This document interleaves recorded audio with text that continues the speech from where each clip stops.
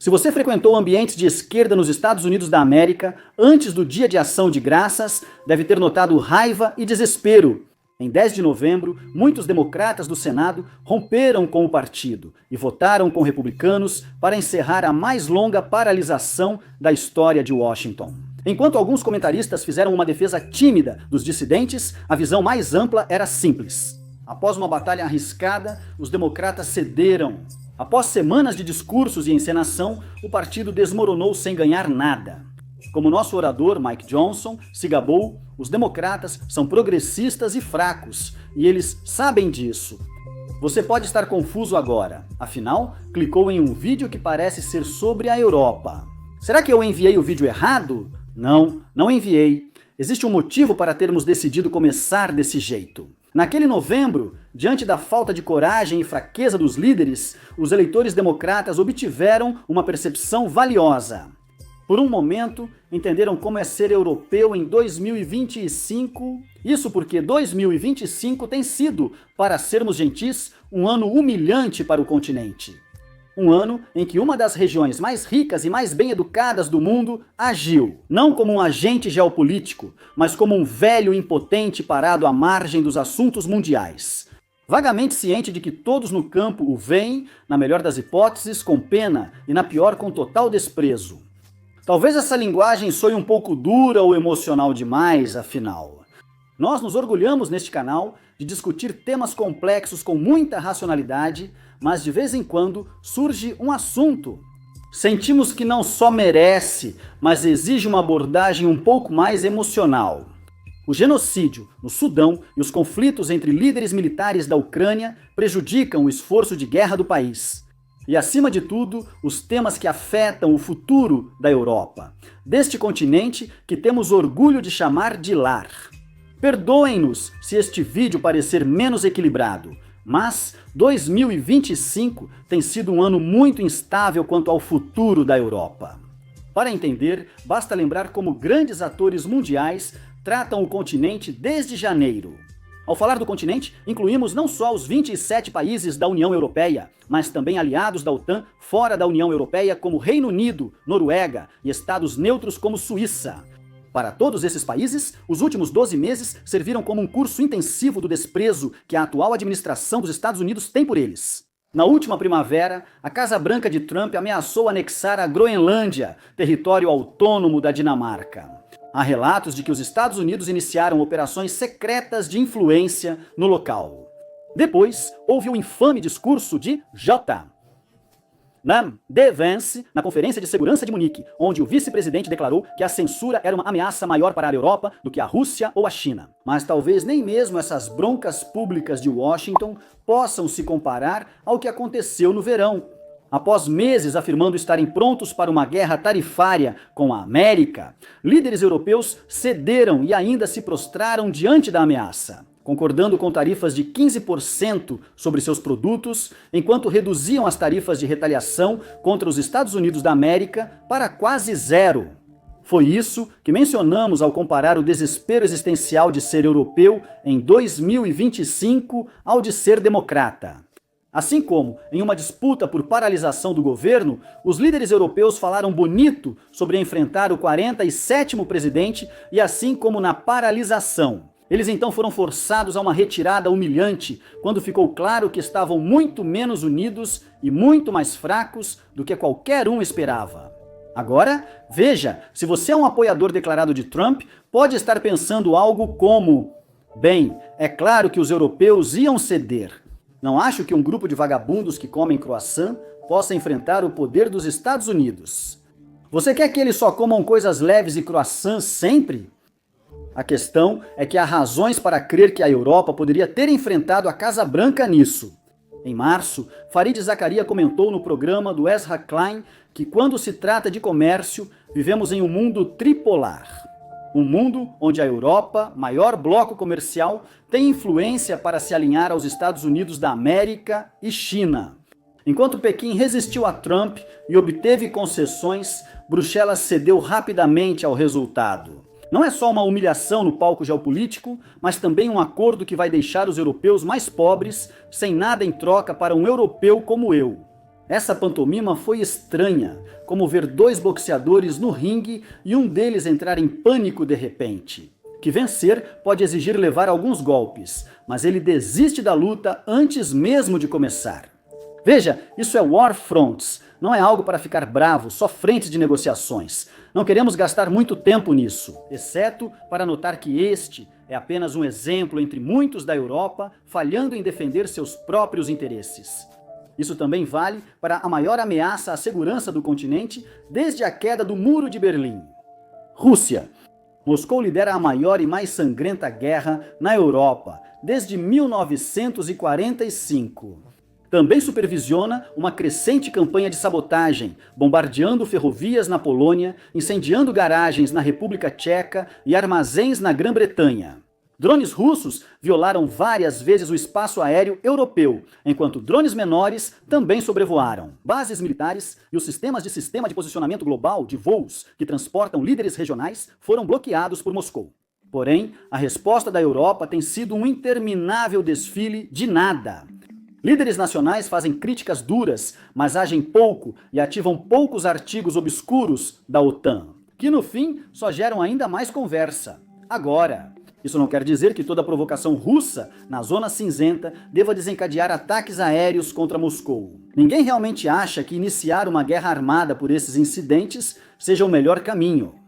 Mas sabe o que seria ótimo? Fazer alguma coisa, algo que mostrasse para a Rússia que com um gigante muito mais rico ao seu oeste, isso traria, consequências ou algo assim.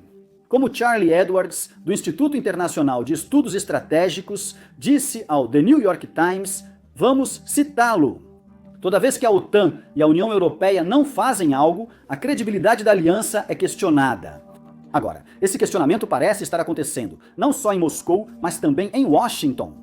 E é aqui que chegamos ao que provavelmente é a maior humilhação que a Europa enfrentou desde a segunda posse de Trump. As várias tentativas da Casa Branca de negociar a paz para a Ucrânia diretamente com o Kremlin, ignorando líderes europeus. Se você precisava de um sinal de que a relevância do continente não está apenas desaparecendo, mas já sumiu, não poderia haver um exemplo mais claro do que esse. A Ucrânia faz fronteira com membros da União Europeia e a Europa diz que sua sobrevivência é crucial para o continente. No momento das negociações, não havia nenhum europeu na sala. Parte disso é responsabilidade do governo Trump. Conforme reportagens do Wall Street Journal, o enviado especial Steve Witkoff parece priorizar negócios lucrativos com a Rússia, geralmente favorecendo Moscou, como evidenciado pelo plano de paz apresentado em novembro. Isso criaria parcerias de investimento entre Estados Unidos da América e Rússia em áreas como inteligência artificial, onde os Estados Unidos da América estão tão avançados que seria quase uma transferência de tecnologia. Mas, enquanto o governo atual parece estar ansioso demais para agradar Vladimir Putin, as negociações também são uma acusação contundente contra a Europa. Não apenas porque o continente já estaria na mesa se tivesse algum poder de influência real, mas também porque uma potência verdadeiramente independente seria capaz de descartar negociações de paz. Isso não a tornaria só um espetáculo secundário. E aqui chegamos ao ponto principal que queremos destacar no vídeo de hoje. O terrível 2025 da Europa não é apenas porque o grande homem laranja mau agora está no comando. E sendo maldoso com esses europeus adoráveis, digo nós somos. É porque o continente se tornou tão ineficaz, tão impotente, tão incapaz de se defender, que seus líderes são incapazes de fazer qualquer coisa além de deixar Trump e Putin simplesmente passarem por cima deles. É difícil enfatizar o quanto isso não deveria ser assim. A economia da Europa é 10 vezes maior que a da Rússia, sendo que só a União Europeia, excluindo a Grã-Bretanha, já tem uma economia maior que a da China. O continente também abriga mais de 500 milhões de pessoas, uma reserva de mão de obra muito maior que a da Rússia. O curioso é que já sabemos que a Europa às vezes usa esse poder para seus próprios interesses. Basta ver o rastreador de apoio à Ucrânia do Instituto Kiel. A Europa enviou muito mais dinheiro para Kiev, com 177 bilhões de euros já comprometidos e quase 100 bilhões prometidos, enquanto os Estados Unidos da América somam 119 bilhões de euros Não se trata só de ajuda financeira e humanitária. A Europa enviou mais apoio militar à Ucrânia que os Estados Unidos da América. Você sabe, bombas, tanques e coisas desse tipo. Com doações combinadas, incluindo aquelas do Reino Unido, que não faz parte da União Europeia, e da Noruega, totalizando 82 bilhões de euros. Já o tio Sam doou cerca de 644 bilhões de euros em equipamentos militares. E mencionamos tudo isso não para tentar envergonhar a América. A Ucrânia está na Europa. É natural que o velho continente deva gastar mais para manter Kiev de pé. Em vez disso, queremos apenas demonstrar que a Europa é capaz de agir em seu próprio interesse de vez em quando. 277 bilhões de euros em ajuda total não é uma quantia pequena de dinheiro. É isso que torna os argumentos atuais sobre confiscar ativos russos congelados tão bizarros. No início da guerra, as nações ocidentais imobilizaram todos os ativos de propriedade de Moscou dentro de suas fronteiras. Na Europa, isso envolveu mais de 200 bilhões de euros na Euroclear, Câmara de Compensação belga. Os fundos congelados ficariam retidos até Moscou terminar sua guerra de agressão. Com o conflito se prolongando e o apoio dos Estados Unidos da América à Ucrânia em dúvida, foi criado um novo plano para usar dinheiro confiscado no financiamento da luta de Kiev. Líderes da União Europeia se reuniram em outubro para uma cúpula, onde a Ucrânia só recebeu a confirmação do dinheiro no último minuto, sem aviso prévio. A Bélgica rejeitou a iniciativa. A político descreve as consequências, citando-os. O bloqueio belga tirou o fôlego da Aliança Europeia da Ucrânia em um momento crítico. Se os líderes tivessem aprovado logo o plano de empréstimo na cúpula de outubro, isso teria mostrado a Vladimir Putin a força duradoura da Ucrânia e o forte compromisso da Europa com sua defesa. Zelensky e a Europa ficaram enfraquecidos pelas divisões quando Trump voltou a pressionar por negociações de paz com aliados de Putin. Fim da citação. Olha, de um lado, as objeções belgas fazem sentido. Como Bart de Viva destacou, confiscar o dinheiro da Euroclear exporia a Bélgica a processos da Rússia. A posição dele é que se o resto da Europa quer tanto confiscar o dinheiro, deveria dar à Bélgica garantias de ferro de que quaisquer custos não recairão sobre o seu país. E por outro lado, você só pode estar brincando. Confiscar o dinheiro congelado pode ser ilegal. Sabe o que é ainda mais ilegal? Lançar um FEF, uma invasão terrestre massiva contra um vizinho pacífico, destruindo cidades resistentes e bombardeando hospitais e creches para tornar a vida insuportável aos sobreviventes? Como eu disse, você está FEF? Tá de brincadeira? Comentamos isso no vídeo sobre a reação internacional fraca aos crimes de guerra das forças de apoio rápido no Sudão. Porque parece que vivemos em um mundo onde nossos líderes se importam mais com os direitos das pessoas. Atacar cidades e massacrar civis em vez de se importar com as vítimas? Claro, talvez seja juridicamente indefensável confiscar esses ativos russos, mas talvez isso ensinasse a Vladimir Putin uma lição que sua mãe deveria ter lhe ensinado desde cedo. E se você apronta, agora você descobre as consequências. No momento em que escrevo, não está claro como a saga dos ativos russos congelados vai terminar. Tviva está batendo o pé. A Comissão Europeia está inventando maneiras novas de contornar as questões legais. E tudo ainda está muito indefinido. Quando você assistir, tudo pode já ter sido resolvido e Kiev pode estar comprando todos os mísseis da equipe na Temu.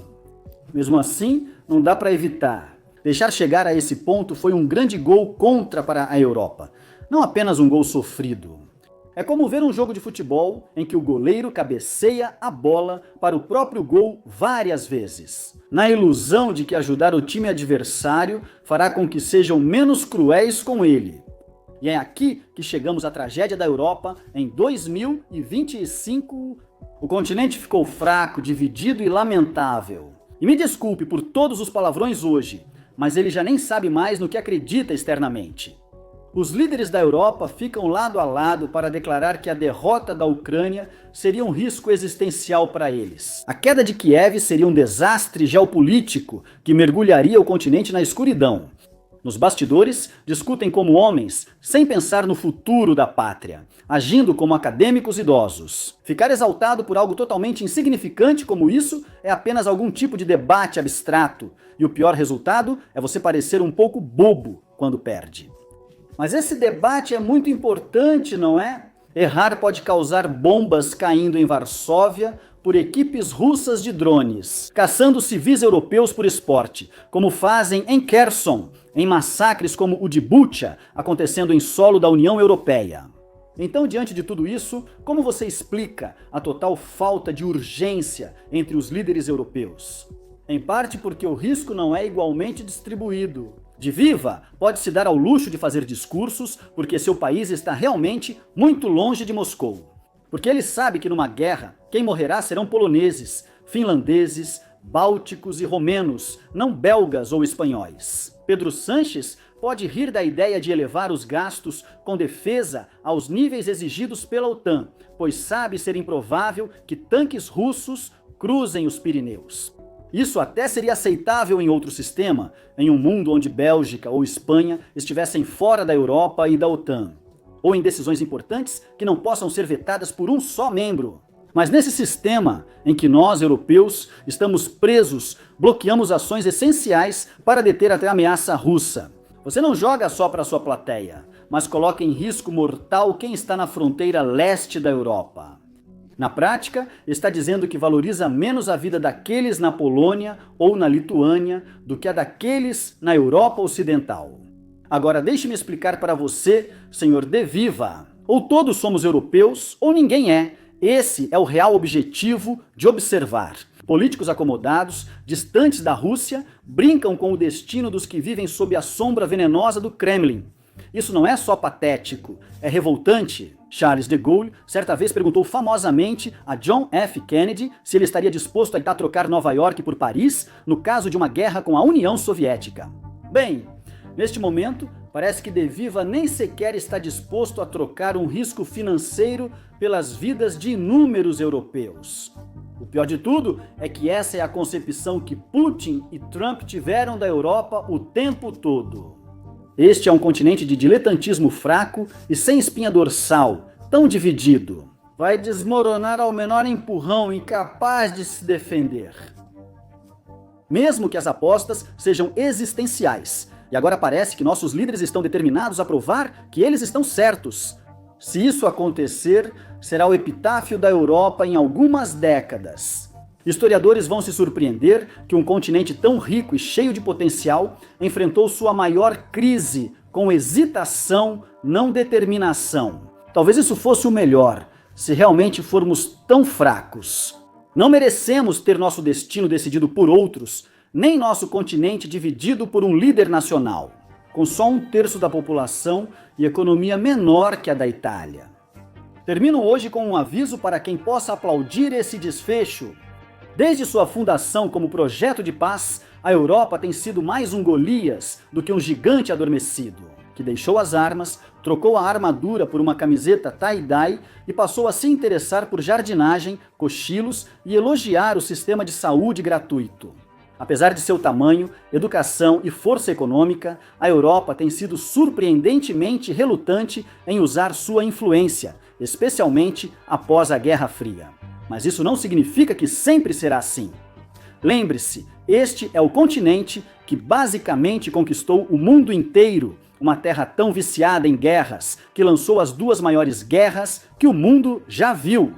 Considerando na história a longo prazo, a paz europeia nas últimas 8 décadas é menos o estado natural das coisas e mais um raro interregno, tão estranho quanto a 4ª temporada de Community.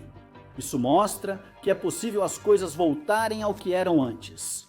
A visão de mundo de Putin é que os mais fortes pegam o que querem e os fracos sofrem o que for necessário.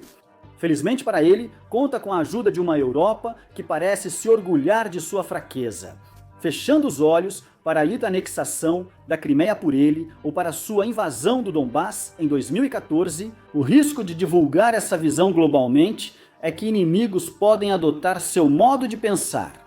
E se isso acontecer, se a Europa de repente acordar do seu sono e perceber que o poder de fato é o que realmente importa, o autocrata russo pode perceber que já não é o homem mais forte da região. O urso russo agora parece só um koala sarnento perto do superpredador que desperta no Ocidente. Para esclarecer, não apoiamos uma Europa agressiva ou expansionista militarmente. Algumas regiões do nosso continente já tentaram isso antes e não funcionou.